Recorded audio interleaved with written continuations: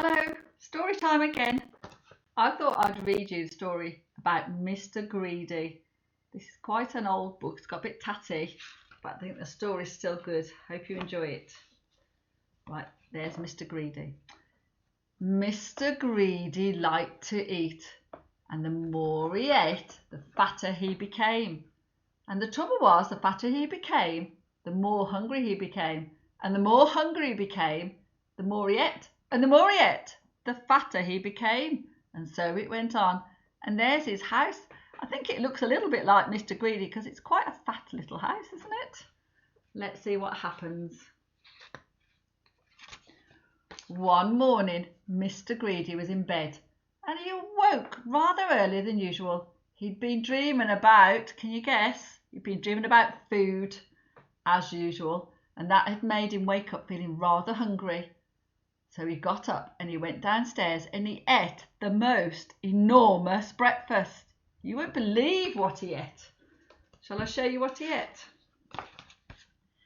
This is what Mr. Greedy had for breakfast. He had 2 slices of toast, 1 whole packet of cornflakes, 1 whole bottle full of milk, a big bowl full of sugar, 3 slices of toast, 3 eggs, 1, 2, 3, boiled, 4 more slices of toast, 1 dish of butter and a whole pot of marmalade.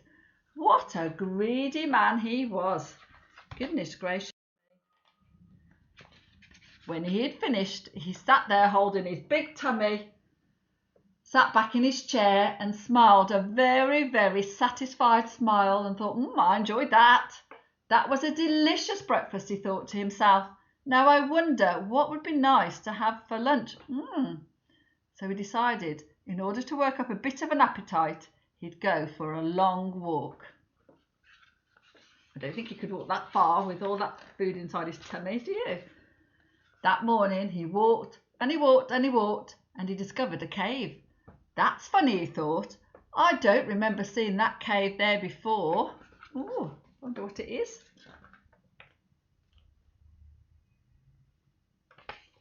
Being a curious sort of fellow, he decided to explore. He entered the cave and he saw some giant steps leading upwards. Being a curious fellow, he decided to climb up the steps, and up he went. They were steep and they were very difficult to climb, but with much huffing and puffing, he climbed up and up and up until he got to the top, where he found a great big door. At the top of the steps was this big door, and it was just a little bit open. It was the biggest door he had ever seen, and it wasn't quite shut. So he was curious and he started to look inside, and he squeezed himself through the door, and there before him was the most enormous and amazing sight. The biggest room in the world. The biggest room that he'd ever seen. The floor was as big as a field. The table in the middle of the floor was big as a house. The chairs were as high as trees. And Mr. Greedy felt very small. And then he sniffed. He could smell something beautiful. The most delicious food smell he'd ever smelt in his whole life.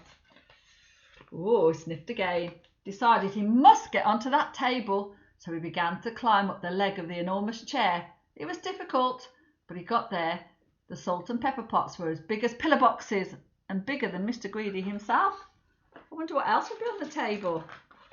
There was a bowl of fruit on the table, and he tried to lift one of the oranges, and it was as big as him. I wonder what else he'll find. Ooh, then he found an enormous apple, and he took a bite, and then he looked around.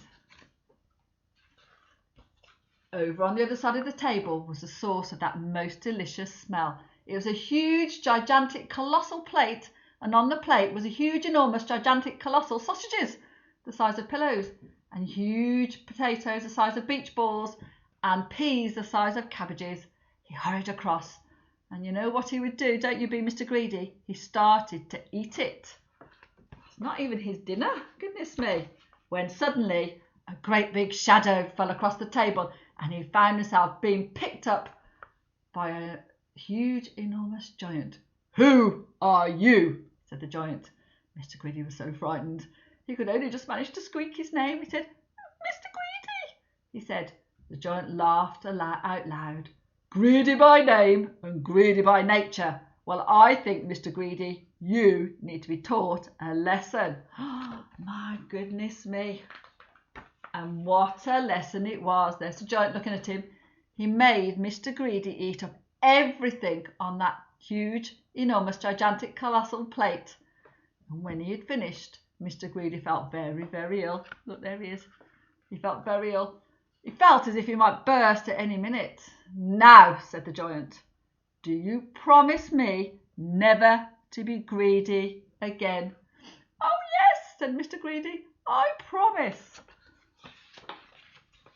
Very well, said the giant. Off you go. So Mr. Greedy climbed down from the table and went out through the door feeling very fat and extremely miserable. I bet he felt terrible. But do you know what? From that day to this, Mr. Greedy has kept his promise to the giant. And do you know something else as well? He doesn't look like he used to. Can you see him in there? Look.